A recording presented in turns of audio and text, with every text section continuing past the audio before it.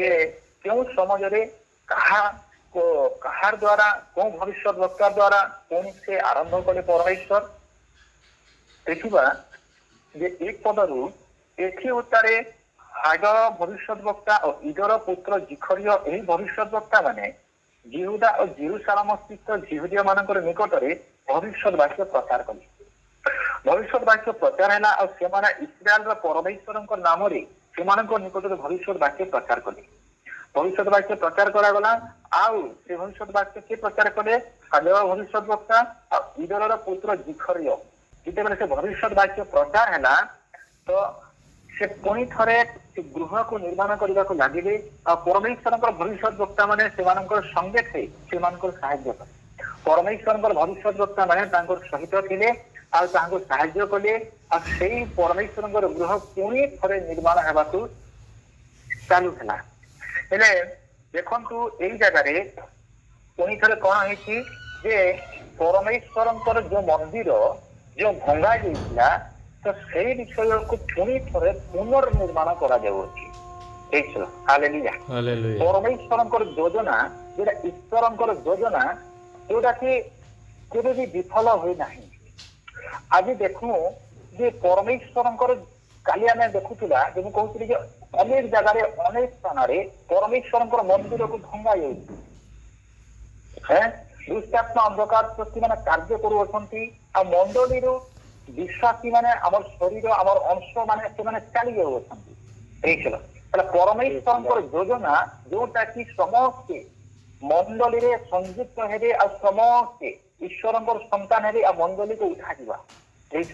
ଆଜି ଆମେ ସକାଳେ ବି ଆମେ ଯୋଉ ଦର୍ଶନ ଦେଖୁଥିଲା ଯେ ଦର୍ଶନ ଦେଖାଉଥିଲେ ଯୋଉ ଭଣ୍ଡ ଭାବବାଦୀ ଯୋଉ ପଶୁ ଯୋଉ ମଣ୍ଡଳୀକୁ ପ୍ରବେଶ କରିକି ତାର କାର୍ଯ୍ୟ କରୁଅଛି ଆଉ ଆଜି ମଣ୍ଡଳୀରେ ଆମେ ବାକ୍ୟ ନ ଜାଣିଥିବା ଦ୍ୱାରା ଆମେ ପଥଭ୍ରଷ୍ଟ ଭ୍ରାନ୍ତ ହଉଅଛୁ। ଆଉ ସେଇ ବିଷୟ କଥା ଈଶ୍ୱରଙ୍କର ଯୋଜନା ଯୋଉଟା ଅଛି ଆଦ୍ୟରେ ଯୋଉ ବିଷୟ ଅଛି ସେ ବିଷୟକୁ କେବେ ବି ବିଫଳ ହୁଏ ନାହିଁ। ଈଶ୍ୱରଙ୍କର ଯୋଜନା କେବେ ବି ବିଫଳ ହୁଏ ନାହିଁ। ଆଜି ପର୍ଯ୍ୟନ୍ତ କେବେ ବି ଈଶ୍ୱରଙ୍କର ଯୋଜନା ବିଫଳ ହୋଇନାହିଁ। ଦେଖ ପରମେଶ୍ୱରଙ୍କର ଜୀବନରେ ବି ଲୋକେ କହନ୍ତି ଯେ ପ୍ରଭୁ ଯୀଶୁ ଆସିଥିଲେ ସେ କୃତାର୍ପିତ ହେଲେ ସେ ମରିଲେ ଆମେ କାହିଁ ତାହାଙ୍କୁ ଡାକମୁ। ସେ ଚୋର ବି ସେଇ ସମାଜରେ କହିଲେ ଯେ ତମେ ଈଶ୍ୱରଙ୍କର ସନ୍ତାନ ଯଦି ତମେ ଏଇ କୃଷରେ ଉଲ୍ହ ଆମକୁ ବି ଉଲ୍ହ। ହେଲେ ସେଇ ବିଷୟ ଈଶ୍ୱରଙ୍କର ଯୋଜନା ଥିଲା। ଆଦ୍ୟ ଠାରୁ ଯୋଉ ମଣିଷ ପାପ ଅପରାଧ ବନ୍ଧରେ ଆମେ ଥିଲା ଅଭିଶପ୍ତ ହେଲା ପରମେଶ୍ୱରଙ୍କ ଠାରୁ ଦୂରବର୍ତ୍ତୀ ହେଲା ଆଉ ସେଇ ଈଶ୍ୱରଙ୍କର ଯୋଜନାକୁ ସଫଳ କରିବା ନିମନ୍ତେ ଆସିଲେ। ଆଉ ସେଇ ପ୍ରଭୁ ଯୀଶୁ ମରିବା ନିମନ୍ତେ କୃଷାର୍ପିତ ହେବା ନିମନ୍ତେ ଆମ ଦ୍ୱାରା ସେ ବଳିଦାନ ହେବା ନିମନ୍ତେ ଏ ଜଗତକୁ ଆସିଲେ। ଆଉ ସେଇଟା ଈଶ୍ୱରଙ୍କର ଯୋଜନା ଥିଲା। ଅନେକ ବିଷୟ ପ୍ରଭୁଙ୍କର ଜୀବନରେ ସେ ବିଷୟ ହେଇଅଛି। ଅନେକ ବିଷୟ ତାହାଙ୍କୁ ପରିହାସ ତାଡ଼ନା କଷ୍ଟ ଦିଆ ହେଇଅଛି। ହେଲେ ପିତାଙ୍କର ଯୋଜନା ସମ୍ପୂର୍ଣ୍ଣ ହେଇଅଛି। ଆଉ ଶେଷ ସମାଜରେ ଯେଉଁ ସମାଜରେ ପ୍ରଭୁ ଯୀଶୁ ସବୁ କିଛି ସମାପ୍ତ ହେଲା ବୋଲି କଥା କହିଲେ ସବୁ କିଛି ସମାପ୍ତ କଲି ପିତା। ଯେଉଁ ବିଷୟ ଦେଇଥିଲ ତୁମ ସନ୍ତାନ ମାନଙ୍କ ନିମନ୍ତେ ଯେଉଁ ବିଷୟ ରଖିଥିଲ ସେ ବଳିଦାନ ସେ ବିଷୟ ମୁଁ ସମ୍ପୂର୍ଣ୍ଣ କରିଅଛି। ସେ ଯୋଜନାକୁ ସଫଳ କରିଅଛି। ହାଲେଲୁୟା। ଆଉ ଆଜି ଦେଖୁ ଈଶ୍ୱରଙ୍କର ଯୋଜନା ଶୈତାନ ସେଇ ବିଷୟକୁ ସେ ଚେଷ୍ଟା କଲେ ବି ସେ କରିପାରିବ ନାହିଁ। ସେ ବିଫଳ ହେବ। ସେ ବିଜୟୀ ହେଇପାରିବ ନାହିଁ। ଆଜି ଆମେ ଜଗତରେ ପ୍ରଭୁ ଯୀଶୁ ଜଗତକୁ ଜୟ କରିଅଛନ୍ତି। ଈଶ୍ୱରଙ୍କର ଯୋଜନାକୁ ସଫଳ କରିଅଛନ୍ତି। ତ ଆଜି ଆମର ଜୀବନରେ ଈଶ୍ୱରଙ୍କର ଯୋଜନାକୁ ଆମେ ଯଦି ସଫଳ କରିପାରିନାହୁଁ ଆଜି ଆମ ଜୀବନରେ ମଣ୍ଡଳୀରେ ଆମର ବିଶ୍ୱାସୀ ସୁସମାଚାର ଦେବା କଥା ମଣ୍ଡଳୀରୁ ଯଦି ବିଶ୍ୱାସୀ ଭାଙ୍ଗି ହେଇକି ସେ ଯଦି ପଳେଇ ଯାଉଛି ତ ସେଇ ବିଷୟ କଥା ଈଶ୍ୱରଙ୍କର ଯୋଜନା କେବେ ବି ବିଫଳ ହେବ ନାହିଁ। ସେମାନେ ପୁଣି ଥରେ ଆସିଲେ ସଂଯୁକ୍ତ ହେବେ। ଆଉ ସେଇ ବିଷୟ କଥା କିଏ କରିପାରିବ? ଆମେ ମଣ୍ଡଳୀ ସେଇ ବିଷୟ କରିପାରିବ। ପ୍ରଭୁ ଯୀଶୁ କହିଲେ ମଣ୍ଡଳୀ ନର୍କର ବଳ ପରାଜୟ କରିପାରିବ ନାହିଁ। ଆଉ ସେଇ ମଣ୍ଡଳୀ ଆମେ ମାନେ ସମସ୍ତେ ଆମେ ସମସ୍ତଙ୍କୁ ନେଇକରି ପ୍ରଭୁ ଯୀଶୁ ଆମେ ଗୋଟେ ଶରୀର ହେଇଅଛୁ। ଆଉ ଆମେ ଯୋଉ ସମୟରେ ପ୍ରାର୍ଥନା କରିବା ନିବେଦନ କରିବା ତ ସେଇ ବିଷୟ କଥା ଈଶ୍ୱରଙ୍କର ଯୋଜନା जो असफलता करुअछि शैतान जो आम मंडली आम भाई आम अंश को से नहीं जाऊँगी से जो पथभ्रष्ट भ्रांत होती मंडली जो भंड ठीक जो आखिकी भ्रांत पथभ्रष्ट करुअछि से सफल हो पार ना आम जो पर्यंत आम एकभूत गुटे होकि आम प्रार्थना करवा नरकर बल पराजय कर कौन सी बल अंधकार शक्ति किसी कार्य कर ईश्वर योजना सफल है देखु जिते बेले जो समाज भी भाववाणी हूँ मंडली को प्रस्तुत कर प्रभु से विषय सफल है मंडली को उठा मंडली सतीकन्या सदृश है शैतान जिते भी से कार्य कले जिते भी से कार्य कले ना आम अंश को से नहीं गला पर भी विजयी प्रभु जीशुंकर से प्रभु जीशु जगत को जय कर आमर कर्तव्य होची आम मंडली अंश आम मंडली समस्त गोटे गोटे अंश आम समस्ते गोटे गोटे रोटी गोटे गोटे फाल आई प्रभु जीशु होती आम समस्ते गोटे जगार आम एकत्रित हो पारिछु ना बाप्तिस्म नहीं ही आम प्रभु को नौचु आम से सहभागिता अच्छी जदि आज आम मंडली सहभागिता से उपस्थिति से विषय आम जब समस्ते एकत्रित होकर मिलित होकर रहा तो शैतान नरकर बल पराजय कर आमे जदि मंडली ईश्वर योजना जो विषय अच्छी से योजना को आमे आमे ही असफलता करुछु आमे ही दुर्बलता करुछु आमे जो दिन आम मंडली एकत्रित होती समस्ते मिलित होती प्रार्थना करवा से दिन नरकर बल पराजय कर आज आम देखू जे जो विषय आज मंडली से विषय आम जीवन देखा जाऊ ना से निमंते सदा सर्वदा सब बेले प्रभु जीशु कहते देख तुम प्रस्तुत हो आम समस्त सहभागिता गोटे मन नहीं है देखो मंडली मस्तक होती प्रभु जीशु आई मस्तकर इच्छा जो विषय कथा मंडली से कर मंडली मस्तक जहाँ कह जो विषय दे अच्छी जो व्यवस्था दे अच्छी जो नियम दे अच्छी सहीटा शरीर कर शरीर गोटे अंग करें हेब ना समस्त को आम मिलित से विषय करने को हेब से सहभागिता आम निकटरे थे आज नरकर बल पराजय कर ईश्वर योजना विफल हेब ना ईश्वर योजना को जदि विफल होची तो आमर द्वारा ही विफलित होची से दिन एजरा पुस्तक आम पढ़ा एजरा पुस्तक और निहमिया पुस्तक आम से दिन पढ़ुला 1-3 पदरे निहमिया से उपवास करके रोदन करके विलाप कर इस्राएलिया मान निमंते से मैंने पथभ्रष्ट भ्रांत होते जो प्रभु जीशु ताहां मिश्वर बाहर करके आनी जगत मनोनीत करके आनी मैंने विफल हेले से अन्य कौन देवी देवता को ध्यान देले और से निमंते से मंदिर भांगीगला आज आमर दुर्बलता आज मंडली भांगु अच्छी जो दिन पर्यंत आम मंडली समस्ते एकत्रित हेबाने सहभागिता हेबाने आम समस्ते गोटे हेबाने से पर्यंत ईश्वर योजना सफल हेब ना देखा जे जो समाज पीतर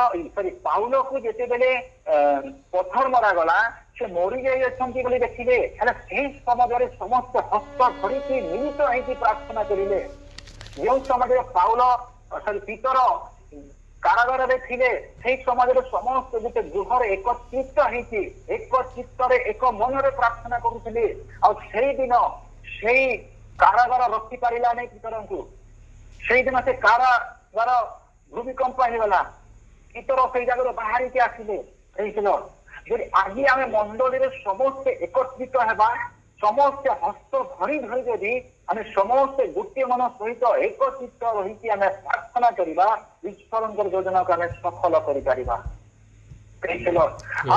ईश्वर योजना विफल होती केवल आम मान निमंते आम मान दुर्बलता निमंते से दिन एजरा पुस्तक इस्राएलिया मान दुर्बलता द्वारा कारण द्वारा से दिन मंदिर भांगीगला से दिन पुणी थे इस्राएलिया माने विलाप करके शोक करके पुणी थे चेष्टा कर मंदिर को बढ़ा निमंते आई 5 पदे आम देखा मंदिर कार्य पुणी थे आरंभ है ପ୍ରଭୁ ଯୀଶୁ କହି ଅଛନ୍ତି ଯେ ଶୈତାନ ନରକର ବଲ ପରାଜୟ କରିପାରିବ ନାହିଁ। ହେଇଥିଲ କେଉଁ ପର୍ଯ୍ୟନ୍ତ ଆମେ ଯେଉଁଦିନ ଆମେ ସମସ୍ତେ ହସ୍ତ ଧରି ଧରି ହେଇକି ଆମେ ମିଳିତ ହେଇକି ପ୍ରାର୍ଥନା କରିବା। ହେଇଥିଲ ହାଲେଲୁୟା ହାଲେଲୁୟା। ଦେଖନ୍ତୁ ଯେ ଆମର ଜୀବନରେ ଈଶ୍ୱରଙ୍କର ଯୋଜନାକୁ ଦେଖୁ ଯେ ଏଇ ବିଷୟ କଥା ଆମେ ବାଇବେଲରୁ ବି ଦେଖିବା। ଯେଉଁଦିନ ସାମସନ ତାଙ୍କର ମାତା ବନ୍ଧ୍ୟା ଥିଲେ ଆଉ ତାହାଙ୍କୁ ଦୂତ ଦର୍ଶନ ଦେଲେ। ସାମସନକୁ ଅନେକ ବିଷୟ କୁହାଗଲା। ତାପରେ ସାମସନକୁ କୁହାଗଲା ଯେ ତୁମେ ଜିହୁଦୀ ମାନଙ୍କୁ ଇସ୍ରାଏଲିଆ ମାନଙ୍କୁ ତୁମେ ପଲେଷ୍ଟିୟ ମାନଙ୍କ ହସ୍ତରୁ ରକ୍ଷା କରିକି ଆଣିବ। ହେଇଥିଲ ହେଲେ ସାମସନ ତାଙ୍କର ପିତାଙ୍କର କଥା ତାଙ୍କର ମାତାଙ୍କର କଥା ବି ଶୁଣିଲେ ନାହିଁ। ହେଲେ ସେଇ ପଲେଷ୍ଟିୟ ମାନଙ୍କର ଝିଅ ସହିତ ସେ ପସନ୍ଦ କଲେ। ତାଙ୍କର ମନ ଆଶ୍ୱସ୍ତ ହେଲା। ସେଇ ଜାଗାରେ ସେ ରହିଲେ। ପରମେଶ୍ୱରଙ୍କ ଯୋଜନାକୁ ସେ ପଛରେ ରଖିଦେଲେ, ପଛ ଘୁଞ୍ଚାରେ ରଖିଦେଲେ। ହେଇଥିଲ ହେଲେ ବି ଦେଖନ୍ତୁ ପରମେଶ୍ୱରଙ୍କର ଯୋଜନା ସାମସନଙ୍କର ଜୀବନରେ ସଫଳତା ହେଇଅଛି। ହେଇଥିଲ ହେଲେ ସାମସନ ଯେଉଁ ସମୟରେ ତାହାଙ୍କୁ ଧରାଗଲା, କାରାଗାରରେ ରଖାଗଲା, ତାହାଙ୍କୁ ପରିହାସ କରାଯାଇଥିଲା, ସେଇଦିନ ସାମସନ କ୍ରନ୍ଦନ କରିକି ପ୍ରାର୍ଥନା କଲେ। ଆଉ ପ୍ରାର୍ଥନା କଲେ ଏଇ ସମୟ ଏଇ ଗୋଟେ ଥର ମତେ ଶକ୍ତି ଦିଅ ପ୍ରଭୁ। ଆଉ ସେଇଦିନ ସାମସନଙ୍କର ପ୍ରାର୍ଥନା ଶୁଣାଗଲା। ଆଉ ସେଇଦିନ ପଲେଷ୍ଟିୟ ମାନେ ମୃତ୍ୟୁବରଣ କଲେ। ହେଇଥିଲ ଆଉ ସେଇଦିନ ଈଶ୍ୱରଙ୍କର ଯୋଜନା ସଫଳ ହେଲା। ଈଶ୍ୱରଙ୍କର ଯୋଜନା ଶୈତାନ ଆମ ଜୀବନରେ ଯେତେ ବି କାର୍ଯ୍ୟ କରୁ, ଯେତେ ବି ଆମକୁ ଅନ୍ୟ ପଥକୁ ନେଇକି ଯାଉ, ଈଶ୍ୱରଙ୍କର ଯୋଜନା ସଫଳ ନିହାତି ହେବ। ହେଇଥିଲ ସେଇଦିନ ସାମସନ ଯଦି ସେ ମନ ପରିବର୍ତ୍ତନ କରିନଥାନ୍ତେ, ଖଣ୍ଡନ କରିନଥାନ୍ତେ ତ ହେଇନଥାନ୍ତା। ହେଲେ ପରମେଶ୍ୱର ନିକଟବର୍ତ୍ତୀ ହେଲେ। ମୁଁ ଭୁଲ କରିଯାଇଥିଲି ସେ ସ୍ୱୀକାର କଲେ, କ୍ରନ୍ଦନ କଲେ।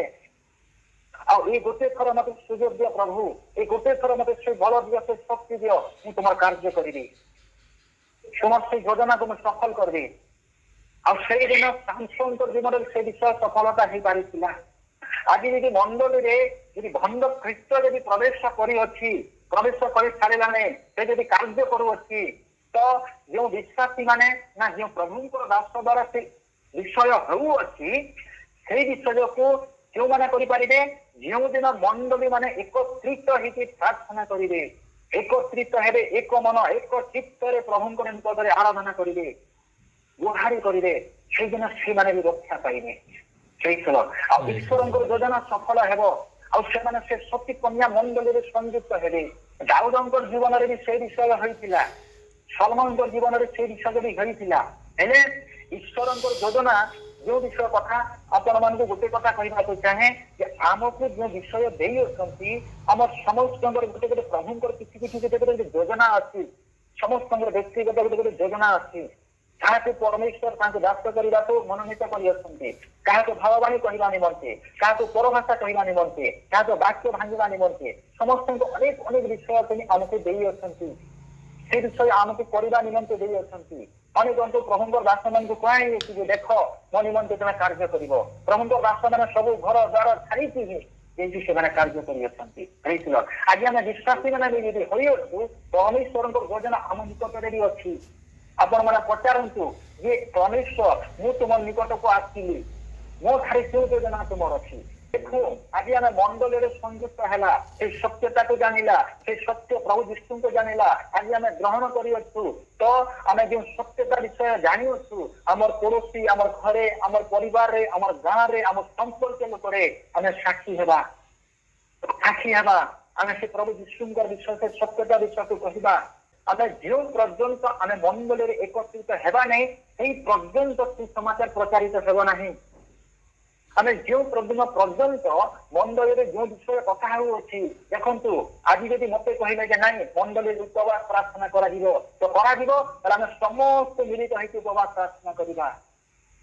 ଆଉ ଯଦି ଆମେ ଯଦି ପରମେଶ୍ୱର ଯଦି କହିଲେ, ବିଜୁଙ୍କୁ କହିଲେ ନା ଆଜ୍ଞାକୁ ହେଲେ ନା ଆଉ କୌଣସି ବିଶ୍ୱାସ ଯଦି ପରମେଶ୍ୱର ପବିତ୍ର ଆତ୍ମା ଚାଳନା ଦେଲେ ଯେ ନାଇଁ ତମେ ହୋଲ ନାଇଟ୍ ପ୍ରେ କର, ତମେ ପ୍ରାର୍ଥନା କର, ଯଦି ଆତ୍ମା ଆମକୁ ଚାଳନା ଦେଉଅଛନ୍ତି, ଆମେ ତାଙ୍କ ଆଜ୍ଞାକୁ ଅମାନ୍ୟ କରିବା, ଆମେ ଗୁରୁତ୍ୱ ଦେବାନି, ତ ମଣ୍ଡଳୀ ଆଗକୁ ବଢିବ ନାହିଁ, ସୁସମାଚାର ପ୍ରଚାର ଆଗକୁ ବଢିବ ନାହିଁ, ଲୋକମାନେ ଉଦ୍ଧାର ପାଇବେ ନାହିଁ।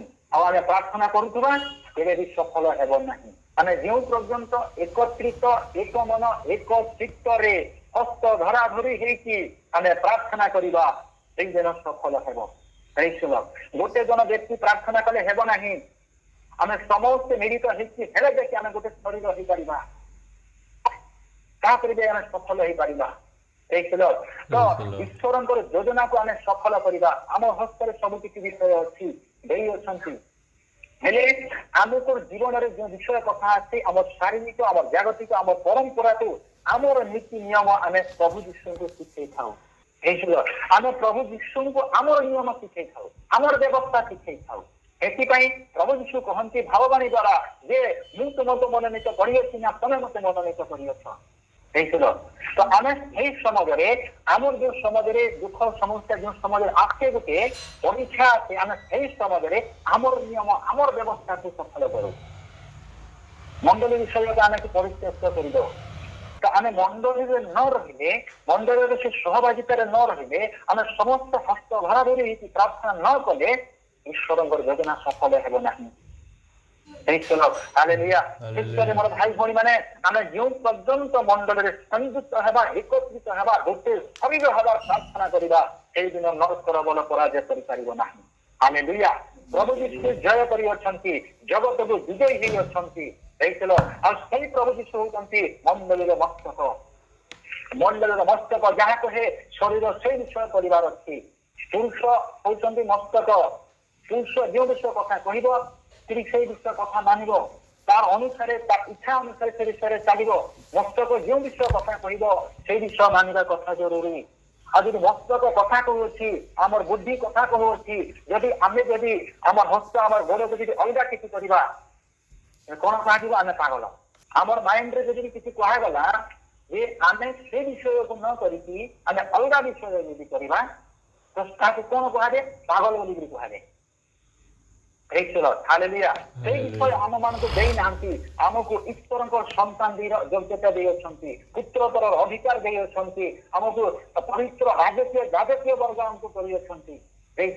ହେଲେ ଆମେ ସେଇ ବିଷୟକୁ ନେଇ କରି ଆମେ କଣ କରୁଅଛୁ? ଆମେ ସେ ପାଗଳିଆ ବୃତ୍ତି କରୁଅଛୁ। ଆମେ ଈଶ୍ୱରଙ୍କର ଯୋଜନା, ଆତ୍ମାଙ୍କ ଇଚ୍ଛାକୁ ସଫଳ ନ କରିକି ଆମେ ଶାରୀରିକ ଅଭିଳାଷକୁ ସଫଳ କରୁଅଛୁ। ଆଉ ସେଇ ଶାରୀରିକ ଅଭିଳାଷ ଆମେ ଯଦି ପଢିବା ପ୍ରକାଶିତ ବାକ୍ୟ ଲାଷ୍ଟ ଅଧ୍ୟାୟକୁ, ଯେ ସେଇ ଶାରୀରିକ ଅଭିଳାଷ, କୁହୁକ, ନରହତ୍ୟା, ବ୍ୟଭିଚାର, ମିଥ୍ୟାବାଦୀ, ସେଇ ବିଷୟ ଈଶ୍ୱରଙ୍କର ରାଜ୍ୟକୁ ପ୍ରବେଶ କରିପାରିବ ନାହିଁ। ଯେଉଁମାନେ ବହୁତ କରିଥିଲେ ତାଙ୍କର ବସ୍ତ୍ରକୁ, ଆମକୁ ପ୍ରଭୁ ଯୀଶୁ ପରିତ୍ରାଣ ଦେଇଅଛନ୍ତି। ଆମେ ସେଇ ପରିତ୍ରାଣକୁ ଆମେ ଯଦି କିନି ରଖିଥିବା, ତ ଆମେ ସେଇଦିନ ପରମେଶ୍ୱରଙ୍କ ରାଜ୍ୟକୁ, ସେଇ ସ୍ୱର୍ଗ ରାଜ୍ୟକୁ ଏଇ ଏମିତି ଆମେ ପ୍ରବେଶ କରିପାରିବା। ଏଥି ନିମନ୍ତେ ସେଇ ପ୍ରକାଶିତ 22 ଅଧ୍ୟାୟ ଯଦି ପଢବେ, 22-12 ଅଧ୍ୟାୟରେ ଦେଖ ଆମେ ଶୀଘ୍ର ଆସୁଅଛୁ, ତୁମର କର୍ମ ଅନୁସାରେ ଆମେ ତୁମକୁ ଫଳ ଦେବୁ, ଆମ ନିକଟରେ ତୁମର ପୁରସ୍କାର ଅଛି। ସେଇଦିନ ସମୟ ଠାରୁ ମଣ୍ଡଳୀକୁ ପ୍ରସ୍ତୁତ କରୁଅଛନ୍ତି। ଦେଖ ଆମେ ଶୀଘ୍ର ଆସୁଅଛୁ, ଆମ ନିକଟରେ ସେ ପୁରସ୍କାର ଅଛି। ତୁମେ ଯେଉଁ କର୍ମ କରିବ ସେମିତି ଫଳ ମୁଁ ତୁମକୁ ଦେବି। ହାଲେଲୁୟା। ତ ସେଇ ବିଷୟ କଥା ପ୍ରଭୁ ଯୀଶୁଙ୍କର ନିକଟରେ ସେଇ ବିଷୟ ଅଛି।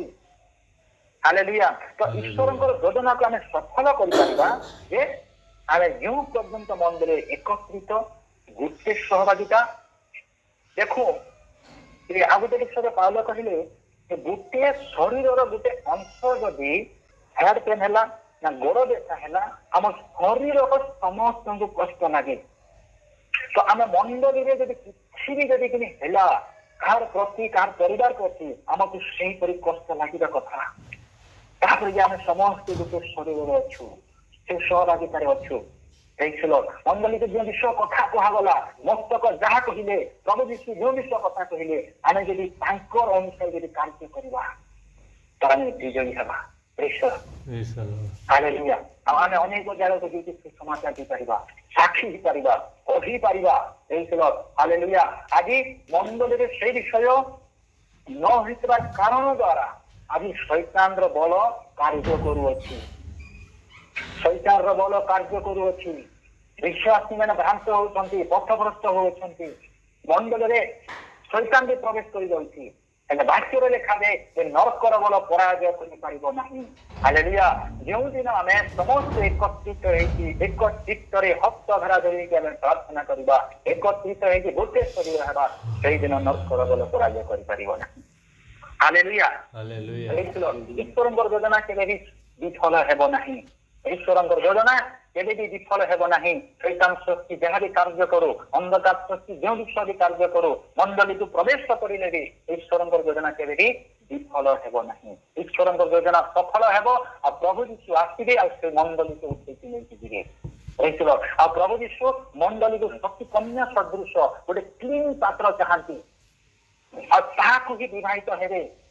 ହାଲେଲୁୟା। ଖାଲି ଆମେ ଝିଅ ଦେଖି ଯାଉଅଛୁ, ଝିଅ ଦେଖି ଗଲା ବେଲେ ଆମେ ଦେଖୁଅଛୁ ତାର ସବୁ କିଛି ବିଷୟ ଦେଖୁଅଛୁ, ତାର ଘର ପରିବାର, ତାର ଚାଲିଚଳନ, ଗୁଣ ଚରିତ୍ର, ପାଠ ପଢା, ଆମେ ସବୁ କିଛି ବିଷୟ ଦେଖୁଅଛୁ। ଆମେ କ୍ଲିନ ପାତ୍ର ଚାହୁଁଅଛୁ। ଆମେ ମଣିଷ ହେଇକି ଆମେ ନିଜେ ପାପ କରିବି, ଆମେ ନିଜେ ପାପ କରିକି ପାପୀ ହେଇକରି ଆମେ କଣ ଚାହୁଁଛୁ? ମତେ କ୍ଲିନ ପାତ୍ରଟି ଦରକାର, କ୍ଲିନ ଝିଅଟେ ଦରକାର ବୋଲିକି ଆମେ ମଣିଷ ହେଇକି ସେ ବିଷୟ ଖୋଜୁଅଛୁ। ତ ପ୍ରଭୁ ଯୀଶୁ ଆଉ କେତେ ଚାହୁଁନଥିବେ, କେତେ ପବିତ୍ର ଚାହୁଁନଥିବେ। ଆଉ ପ୍ରଭୁ ଯୀଶୁଙ୍କର ନିକଟବର୍ତ୍ତୀ ହେବାକୁ ହେଲେ ସେଇ ପବିତ୍ରତା ନିହାତି ଦରକାର ଜରୁରୀ। ନହେଲେ ଆମେ ପ୍ରଭୁ ଯୀଶୁଙ୍କର ନିକଟବର୍ତ୍ତୀ ତାଙ୍କର ସହିତ ଆମେ ଦେଇପାରିବା ନାହିଁ। Hallelujah, hallelujah. ତ ସେଇ ସତୀ କନ୍ୟା ମଣ୍ଡଳୀ ଆଜି ଜଗତରେ ନିଶ୍ଚୟ ଈଶ୍ୱରଙ୍କର ଯୋଜନା ସଫଳ ହେବ। ଆଉ ସେଇ ସଫଳ କିଏ କରିବ? ଆମ୍ଭେମାନେ, ଆମେମାନେ ତାଙ୍କର ଶରୀର, ଆମେମାନେ ହିଁ ସେ ବିଷୟ କରିପାରିବା। ହାଲେଲୁୟା। ପ୍ରଭୁଙ୍କର ମହାନାମର ଗୌରବକୁ এই ଅଳ୍ପ ବାକ୍ୟ ଦ୍ୱାରା ସମସ୍ତଙ୍କୁ ବୁଝିବାରେ ସାହାଯ୍ୟ କରନ୍ତୁ, ଆଶୀର୍ବାଦ କରନ୍ତୁ, ଅନୁଗ୍ରହ କରନ୍ତୁ। ପବିତ୍ର ଆତ୍ମା ସମସ୍ତଙ୍କୁ ବାକ୍ୟ ଦ୍ୱାରା ଆହୁରି ବୁଝିବାରେ ସାହାଯ୍ୟ କରନ୍ତୁ।